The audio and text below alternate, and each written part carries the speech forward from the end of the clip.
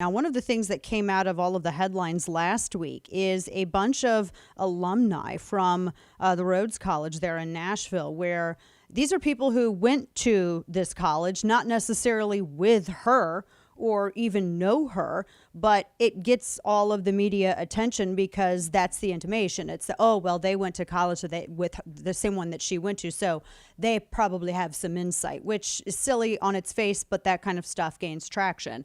And they signed this letter opposing her nomination to the Supreme Court. And of course, it all centers on what? It all centers on abortion. This is something that came up with Kavanaugh and Gorsuch as well. And they've really been going at Amy Coney Barrett over this. Well, as a result of that and kind of showing their hand a little bit, so some of these really awful attacks, not just on her, but things said about her family, which we kind of knew was coming, but it has a different feeling because she's a female nominee, and she's a lot younger than Gorsuch and Kavanaugh when they at this time in their careers too. So as a result, this kind of brought out her classmates, some of the people that she went to school with, not just alumni, but actual people who graduated with her, who are interested in speaking out and endorsing her confirmation, speaking in support of her. And they're not just content to just sign a letter. They've actually been speaking out about this. And one of those individuals joins me right now. Raymond Tittmann was a classmate of Amy Coney Barrett's, and he graduated in 1997 with her from Notre Dame Law School. And of course, he is himself a lawyer, and he is the founder and owner of a law firm. They have offices in LA, San Francisco, and in Austin, Texas here, and Raleigh, and he's actually considered a super lawyer, which I don't know if a cape comes with that, but he's very highly, very highly spoken of.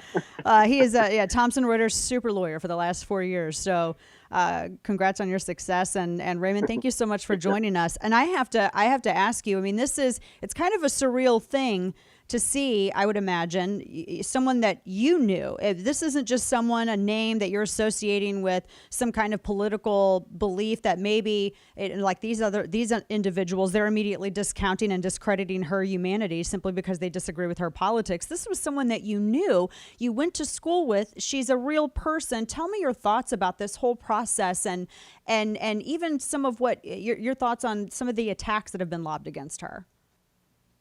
America is so lucky to have Amy as a nominee to the Supreme Court. She's going to be wonderful. Organically, several of us were so upset at what people were saying about her. And I'll tell you, that piece that I saw from on the Hill, total hit job. I mean, they basically found a bunch of liberals that went to the same college. As far as I know, none of them knew her. And they put that out like that actually meant something. And you can find 1,000 liberals from any school who are going to sign a letter against the other party's nominee. So that absolutely meant nothing. And the fact that the media is trying to make something of it it was so upsetting to so many of us who knew her as one of the most intelligent, most hardworking and kind people we've ever known in our entire lives. And that's from across political spectrums. Several of us got together on our own and started canvassing and finding people that we hadn't talked to in 20, 25 years. Because we were so upset, we wanted to have some kind of organic response to that, and I was just so proud to see the response of every single member of our class who says, absolutely, I knew she was destined for greatness from the beginning. She's so kind and does not deserve this. This is not fair, and we want to put the truth out. So we've been working on a letter, and we should be issuing that letter in the next couple of days. But as far as we can tell, it's the more signatures from a class of a Supreme Court nominee in the entire history of the United States. There's not a single person that's had a negative thing to say about her. In fact, the only ones that refused to sign the letter were either A, because they're afraid of getting canceled. I had one person who works in an industry that's heavily dominated by the Democratic Party, and I don't want to identify the person. Right. But he was so scared, but he was also so upset with what his party was doing. I mean, from a judicial philosophy and political standpoint, there's nothing that would align him with Amy. But he was friends with her and remembers what an incredible person she was. But scared to come out and sign a letter because he thinks he's going to get canceled and lose his job. So that was really the only time we ever had anyone who is nervous to sign the letter. Obviously there's people that are not happy with the process Right. and feel this hypocrisy. Usually those are people on the left too. But in terms of her character, her judicial temperament, it was 100% in support. Yeah, and I have to point out, as you just did too, that these aren't all individuals that are on the same ideological side. I mean, these are you have Democrats, Republicans, right and left, but there's one thing that you all have in common, and that's a respect for her diligence and her approach to law and her approach to the Constitution and just her job as a jurist. And this is something I think I get that media is driven by personality and personalities, but to me, it's kind of sad that that's been lost in all of this. A little more exploration into her record. We've talked a little bit about it on the program when looking at some of the other potential nominees, because she's had a real, for the lack of a better way to put it, assortment of cases that can really kind of give you some insight, whether it's on, Fourth Amendment or Second Amendment issues. I mean, she's really been able to kind of showcase how she reads the Constitution and how it's applied in law and in court. Tell me your thoughts and some of your classmates' thoughts as to her record and her experience and at this time being considered for the Supreme Court, because she seems incredibly well qualified to laymen like us, who are just, pretend lawyers on radio, like we're pretend pharmacists on Twitter. But to us, I mean, she seems very well qualified, but I know that you guys, I mean, you really have a lot of confidence in her. Yeah, absolutely. So number one, I think the left fundamentally misunderstands what originalism is and why this has become such a strong movement within, at least the lawyers on the right. It was a reaction to what happened in the 60s with the Warren Court. When they weren't able to win in the ballot box, they decided to start winning in the Supreme Court. And so they injected in politics into the court that never existed before that. And so originalism is fundamentally a response to that says it's wrong to inject politics into the court. You should interpret the Constitution for what it says. And so that was Scalia's philosophy. He really was the founder of that movement, and that's Amy Barrett's philosophy.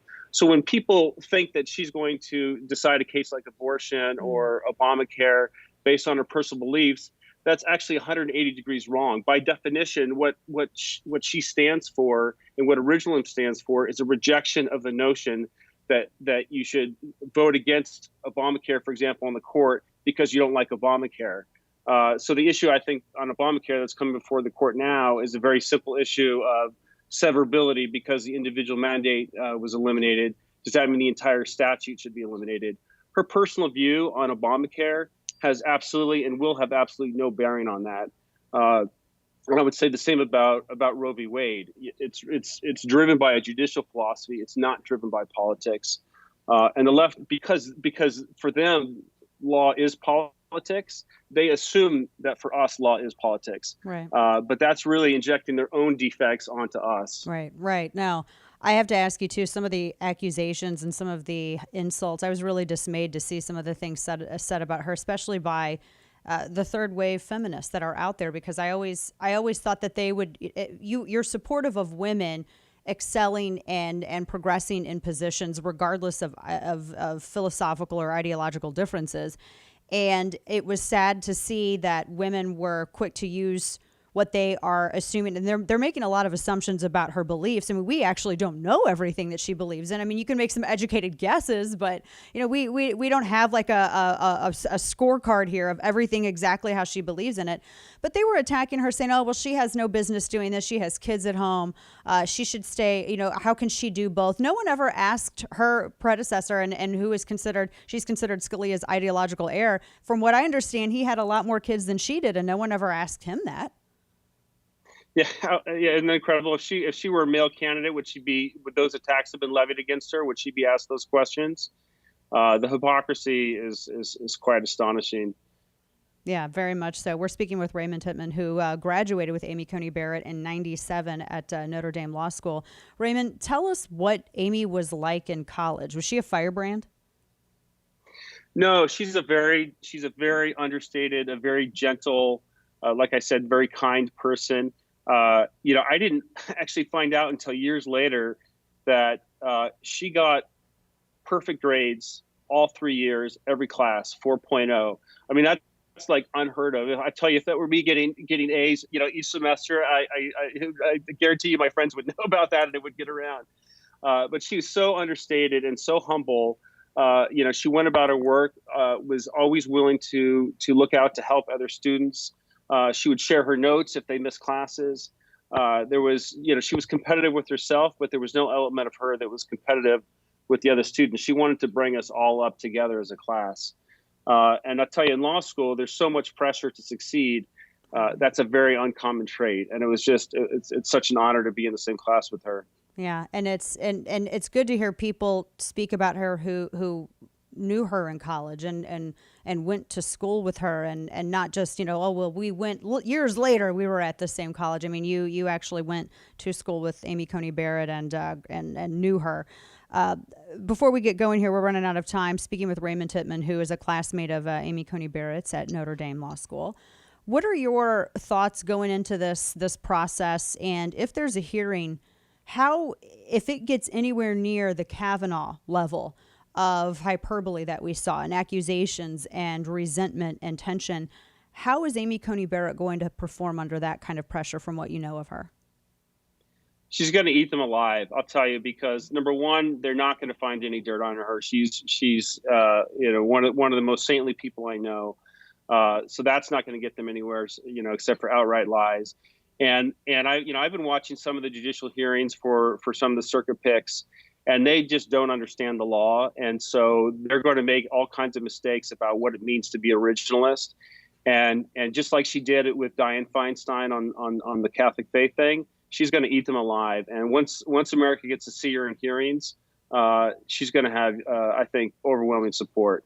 There you go. Well, I know that everybody's going to be watching this. It's another historic moment. Raymond Tittmann, classmate of Amy Coney Barrett's, graduated in '97, Notre Dame Law School. Raymond, we so appreciate your time in all of this, giving us some of your insight, and we'll all be watching this as a country together. Thanks so much for your time today.